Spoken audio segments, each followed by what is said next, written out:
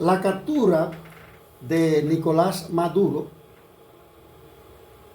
quien era el presidente ilegítimo de Venezuela, el 3 de enero 2026, posiblemente sea el inicio del fin de la dictadura implementada en Venezuela en el año 1999.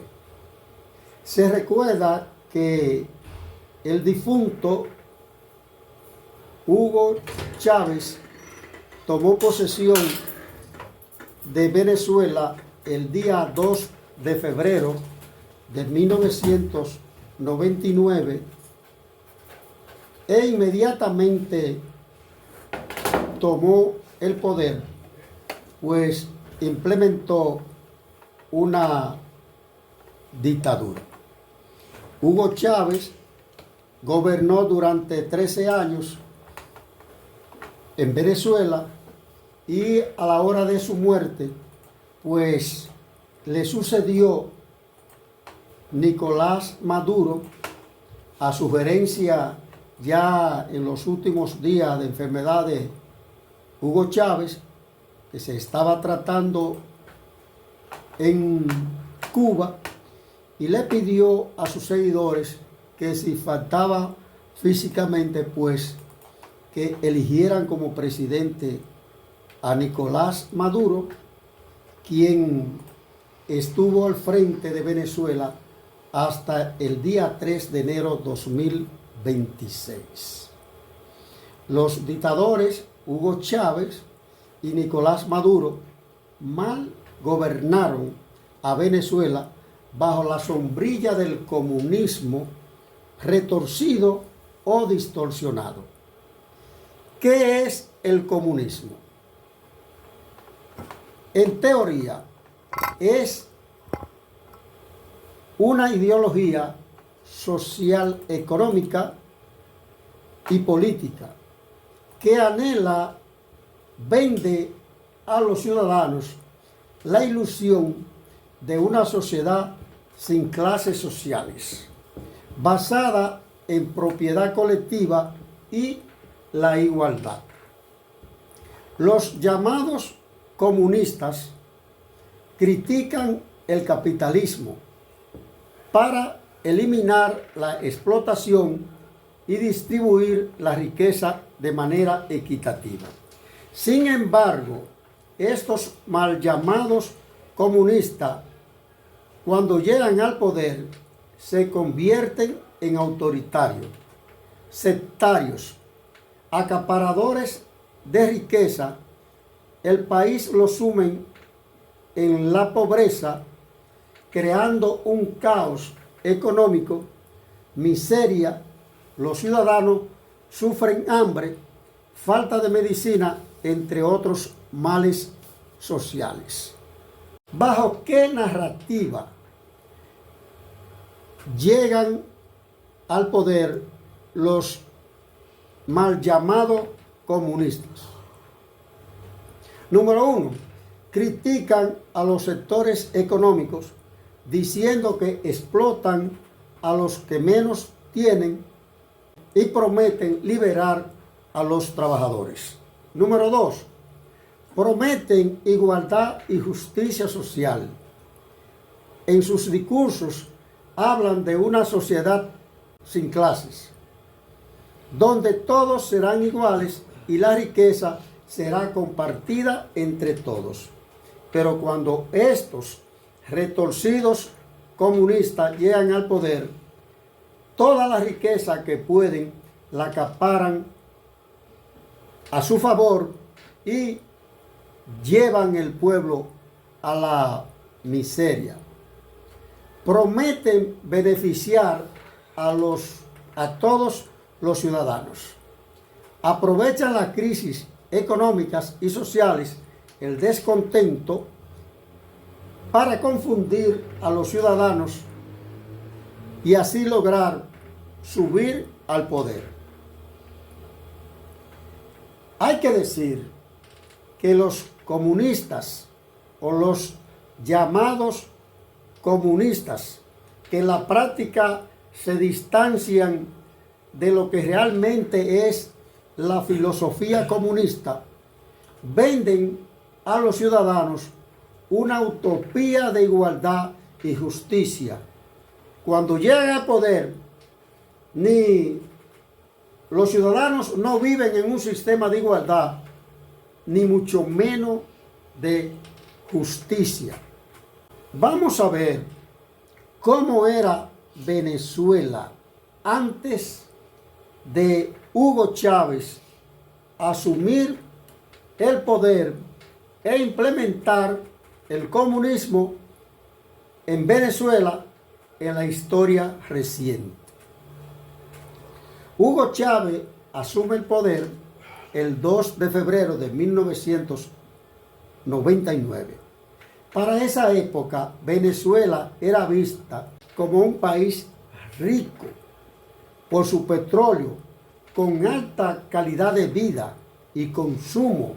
Los venezolanos vivían en una economía holgada, vivían una calidad de vida excelente, pero enfrentaban una creciente crisis socioeconómica por la caída del precio del petróleo, la corrupción y las deudas.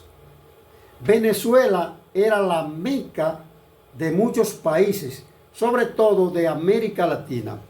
En los años 70, los años 80, muchos latinoamericanos, en lugar de anhelar viajar a Estados Unidos, muchos preferían viajar a Venezuela porque en Venezuela había una buena economía, había mucha fuente de trabajo.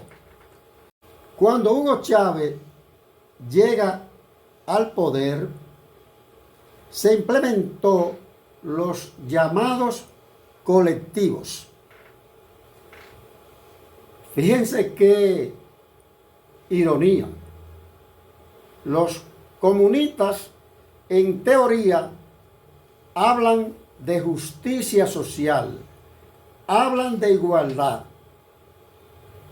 hablan de la paz. Sin embargo, cuando Hugo Chávez llegó al poder, se creó los llamados colectivos. ¿Qué hacen los colectivos en Venezuela? Colaboran con la dictadura. Son grupos civiles armados, originados como organizaciones sociales chavistas, y cuando desaparece Chávez físicamente, pues en la continuación de la dictadura bajo la dirección de Nicolás Maduro, pues estos colectivos continúan creando desasosiego en la sociedad de Venezuela. Actúan como fuerza de choques, dan apoyo político y control social al gobierno, ejercen funciones paramilitares en barrios populares, reprimen las protestas y defienden la revolución bolivariana que ellos llaman, los chavistas, los maduristas, llaman revolución bolivariana, que está muy distanciada de los ideales del libertador Simón Bolívar. Estos colectivos proyectan poder y control territorial paralelo a las fuerzas regulares del Estado. De ese instrumento se valió Hugo Chávez y se valió Nicolás Maduro para reprimir a los venezolanos, contradiciendo así la filosofía, la teoría del comunismo.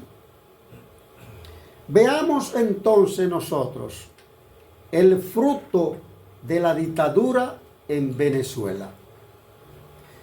Venezuela en el año 2026. Algunas fuentes dicen que Venezuela tiene 28.5 millones de habitantes. Sin embargo, el Banco Mundial dice que la población venezolana es de 34 millones de habitantes.